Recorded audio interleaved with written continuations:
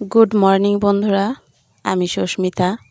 আবার একটা নতুন ভ্লগে তোমাদের সবাইকে স্বাগত। তোমরা কেমন আছো? আশা করি ভালোই আছো। তো চলো, আমার তো ডেলি ভ্লগ ভিডিও নিয়ে আসি।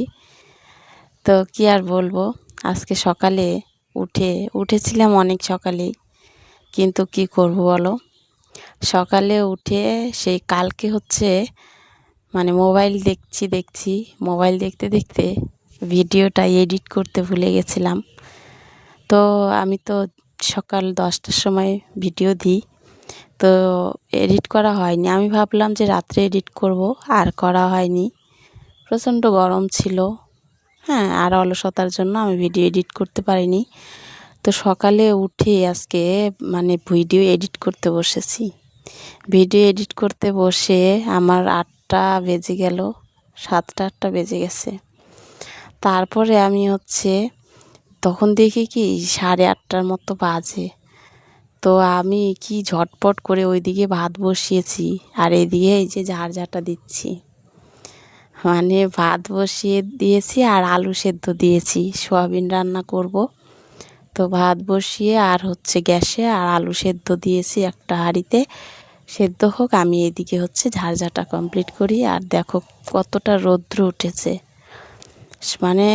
যেহেতু 8টা 9টা বেজে যাচ্ছে, সেহেতু রৌদ্র তো আজকে সকাল থেকে রৌদ্র। 2 দিন তো মেঘলা গেল, গুড়ি গুড়ি বৃষ্টি গেল। তো কি বলবো, আর যেদিন দেরি হয় সেদিন দেরি হয়ে যায়। তো ওই জন্য ওইদিকে বসিয়ে দিয়েছি গ্যাসে ভাত, আর এইদিকে আমি ঝাড়ঝাঁটা দিচ্ছি। কি যে তারা, যেদিন আমি এডিটটা না যদি করে রাখি রাত্রে, তাহলে আমার কি মুশকিল হয়।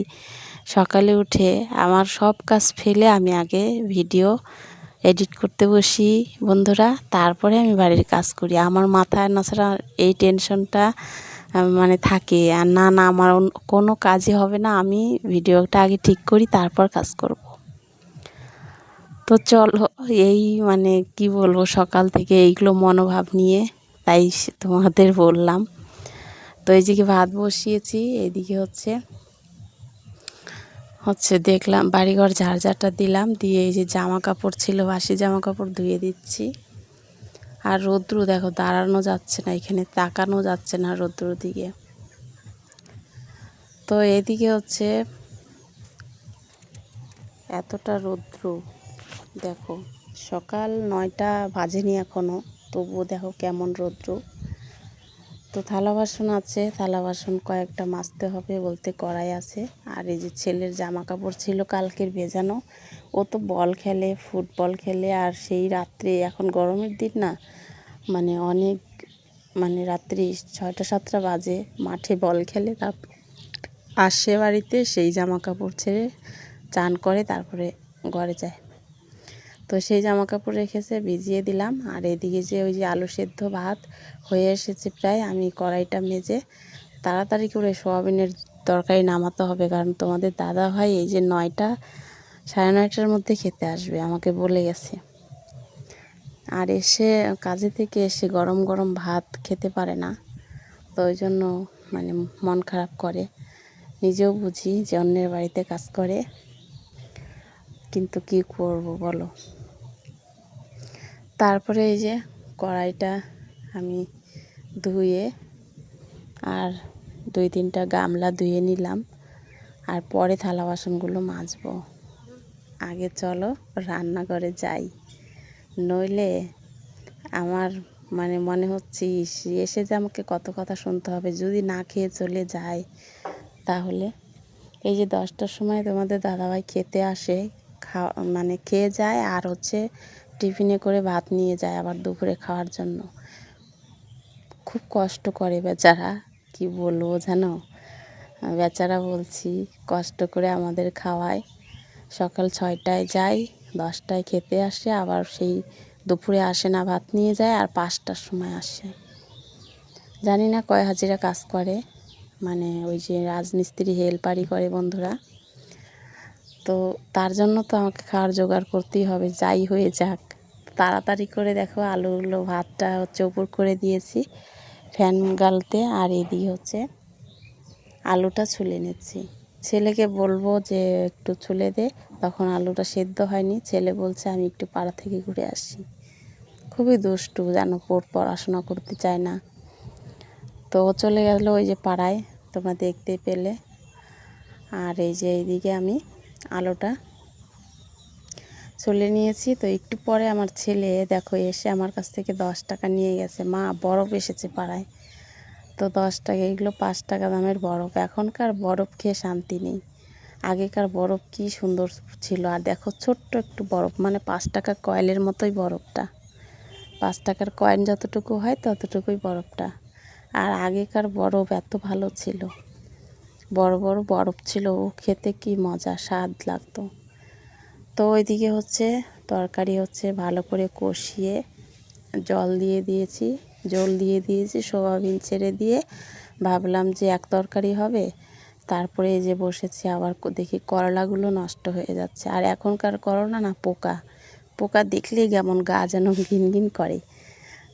তো শিউরে ওঠে একদম। সে বেছে বেছে যেগুলো ভালো করলা সেগুলো আমি কুটে নিচ্ছি। করলা আর কয়েকটা পটল আছে আর আলু আছে, মিশিয়ে ভাজবো। তো ওই জন্য ওইখানে গ্যাসে তরকারি দিয়ে এখানে কেটে নিচ্ছি। তো দেখো করলা আলু ভাজতে ভাজতেই তোমাদের দাদাভাই খেতে চলে এসেছে। আর এদিকে দেখো রৌদ্রের দিকে তাকানো যাচ্ছে, বাপ রে বাপ। তো এই যে দেখো করলা আলু ভাজা হয়নি, শুধু সোয়াবিনের তরকারি দিয়ে খাচ্ছে। গরম গরম ভাত, একটা পেঁয়াজ কেটে দিয়েছি, তারপরে কি করব। আর হচ্ছে এদিকে এই যে সোয়াবিন রান্না করেছি, আর এদিকে করলা এই যে ভাজা হচ্ছে। তো পরে তোমাদের দাদাভাই খাওয়া দাওয়া করলো।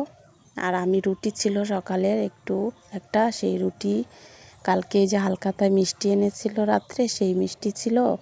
সেই মিষ্টি দিয়ে রুটি দিয়ে আমি খাওয়া দাওয়া মানে খেয়েছি একটা রুটি। আর তোমাদের দাদাভাই হচ্ছে খাওয়া দাওয়া করে ভাত দিয়ে দিলাম, ভাজা দিয়ে সোয়াবিন দিয়ে নিয়ে গেল। তারপরে খাওয়া দাওয়া করে অনেকক্ষণ বসেছিলাম, এই কাজ ও কাজ করলাম। তারপরে এই যে দেখো আবার চানের আগে, মানে আমি এই যে এখানে বসে আছি থালা বাসন মাঝে, এখানে রৌদ্র থাকে। যখন 1:30-2:30 বাজে তখন ধরো এখানে একটু ছায়া আসে। তো এই যে তারপরে সেই থালা বাসন সকালের কয়েকটা ছিল, আর এই যে দুপুরে সব খাওয়া দাওয়া হয়েছে। আমি তো ভাত খাইনি এখনও। তো ওই যে তোমাদের দাদাভাই খেয়ে গেছে, রান্না করেছি, সব থালা বাসন এখন মাজছি, মাজার পরে চান করব। তো ভাবলাম যে আর আজকে খিদেই পাচ্ছে না, একটা রুটি খেয়েছি না, আর খালি পেটে খেয়েছি সেই বরফ। আর তারপরে তোমাদের দাদাভাই ভাত খেয়ে গেছে, আমার ছেলে ভাত খেয়েছে, কিন্তু আমি খেয়েছি হলো একটা রুটি। আর আমার খিদাই পাচ্ছে না আজকে। তো চলো থালা বাসনগুলো আমি মেজে নিই। তো ভাবলাম যে চান করব, এখন ছায়া এসেছে। তো চান করার আগে থালা বাসনগুলো ভালো করে মেজে, আর ছেলের জামা আছে, জামা ভিজিয়ে রেখেছিলাম, জামা কয়টা ধুয়ে চান করব।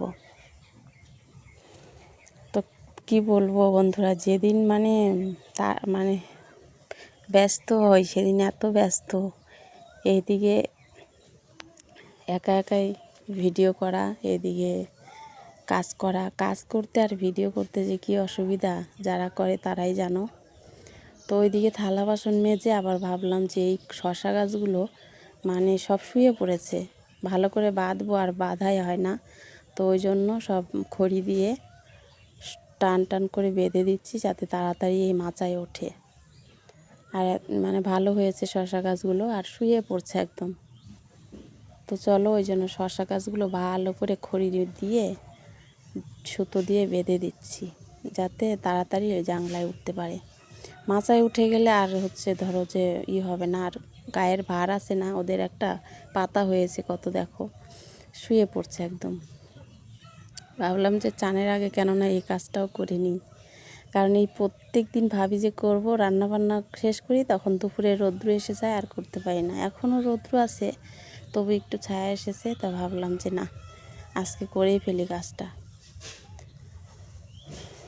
তো দেখো যে এদিকে মানে সূর্যটা এখন পশ্চিম দিকে ঢলেছে। তো বাঁধার পরে এই যে সবে মাত্র চান করে এই যে দাঁড়িয়েছি, তো ভাবলাম তোমাদের সাথে শেয়ার করি। তো এই যে এখন চান করলাম, এখন পুজো দেব, তারপর খেতে বসবো।